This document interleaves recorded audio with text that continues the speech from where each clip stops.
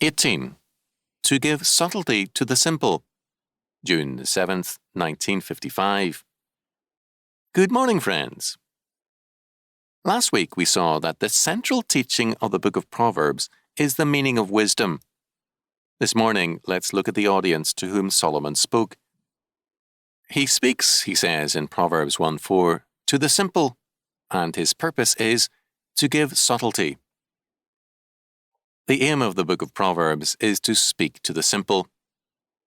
The word simple can also be translated from the Hebrew as open, to give subtlety to the open. And what does it mean when it speaks of men as open, young men in particular?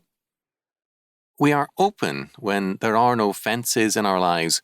A field is open, a range is open when it is unfenced, and when it is unfenced, there are no barriers and all can come and go.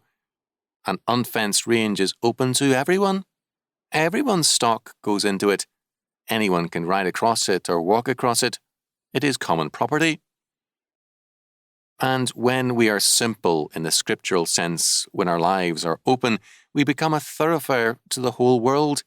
We are like that field which is a pathway to the world, and because men walk in it, trample it down day after day, it is hard, pounded down, and when the seed is sown into it, it cannot bear good fruit. It has been too open, and being open to all things, it can receive nothing. And so Scripture speaks to us because that is our weakness. This is our simplicity. This is our folly. We are open men and women. Day after day, our lives are open to everything. We read a million words. We listen to a million words on the radio, in the streets, and over television. We see a million things, and we are open to all things. And when the Word of God comes to us, because we have been open, an open range, an open field, a pathway for the world, it cannot root properly, and so it does not bear the fruits that it should. Therefore, the purpose of Proverbs is to give subtlety to the simple, the open. And what is subtlety? We are told in Genesis 3:1 that the serpent was more subtle than any beast of the field, and its subtlety was this. The root word of subtlety in the Hebrew is naked or slippery, because it was without any arms or legs. You couldn't grab a hold of it. It escaped you. It could never be chained. It could never be pinned down. It could always elude. This was the subtlety of the serpent. We are commanded, according to our Saviour, to be as wise as serpents and as gentle as doves.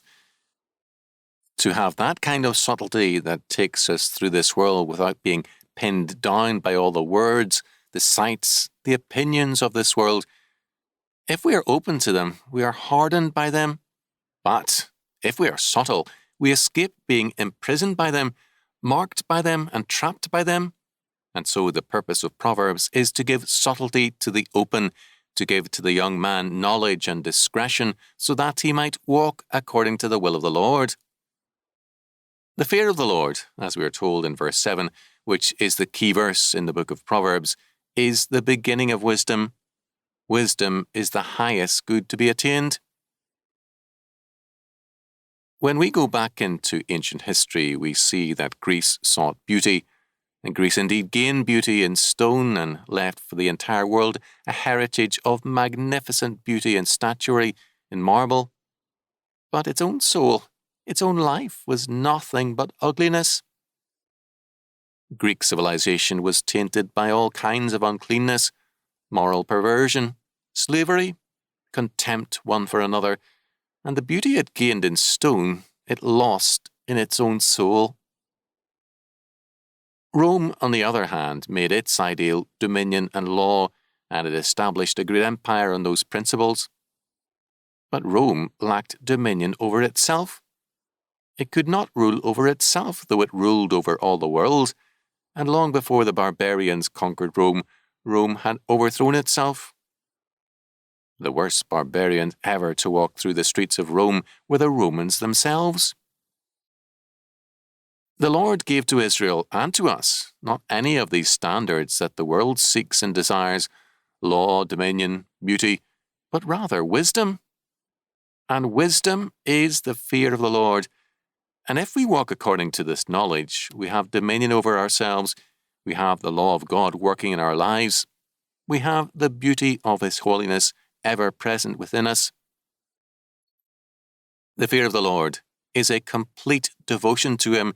It's an unconditional surrender of our lives into His hands, our will to His law. To walk with the simple is to be open to every influence. To walk with subtlety and wisdom is to walk with the Lord and under His influence. The Lord calls us, saying, "Walk with me. For the turning away of the simple shall slay them, and the prosperity of fools shall destroy them. But whoso hearkeneth unto me shall dwell safely, and shall be quiet from the fear of evil." Proverbs 1:32 and 33.